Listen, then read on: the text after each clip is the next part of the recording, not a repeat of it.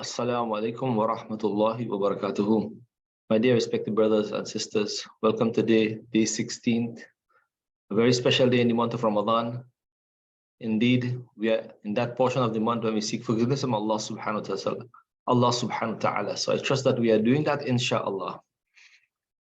Let us reflect on a very important point that the Prophet sallallahu alaihi wasallam has mentioned to us.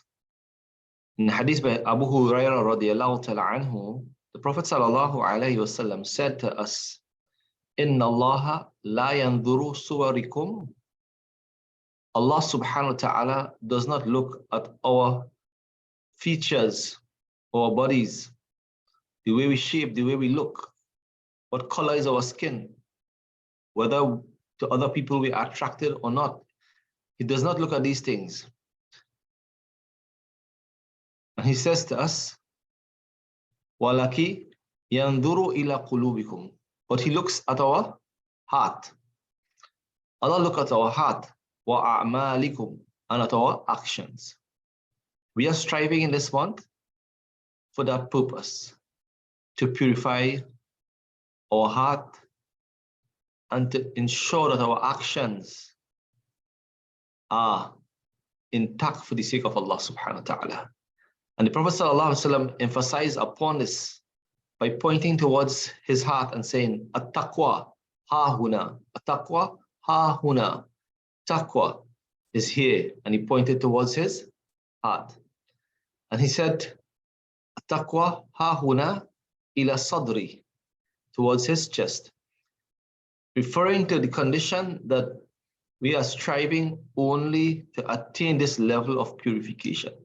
So all our actions this month of Ramadan must be filtered as we would filter and purify those elements that we do not want to be placed in a particular place in our body.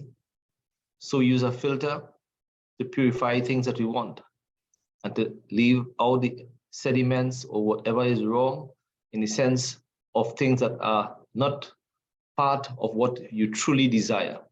And therefore, taqwa and consciousness of Allah subhanahu wa ta'ala must be maintained by level of purification of our actions. Our heart must be inclined towards this, my dear brothers and sisters. Ramadan is a time when the heart becomes softened because of the level of consciousness of Allah, the awareness of Allah, the level of deeds that we are doing. So this struggle that we are involved in and engaged in is really to test how much of it is for the sake of Allah. The companions of Rasulullah sallallahu alaihi wasallam, they were put through this challenge throughout their entire time with the Rasul sallallahu alaihi wasallam, because Rasulullah sallallahu alaihi wasallam maintained the level of taqwa and piety and consciousness about them and the hereafter. And therefore the Sahabas radiallahu ta'ala anhum, their struggle was only to please Allah subhanahu wa ta'ala.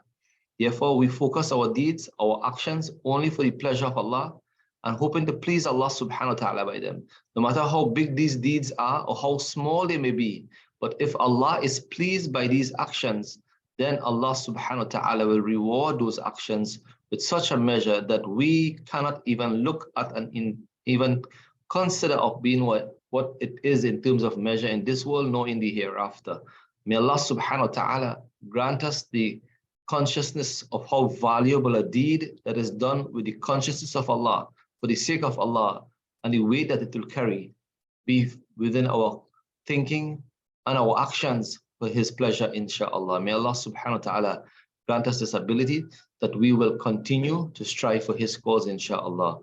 Assalamu alaikum wa rahmatullahi wa barakatuhu.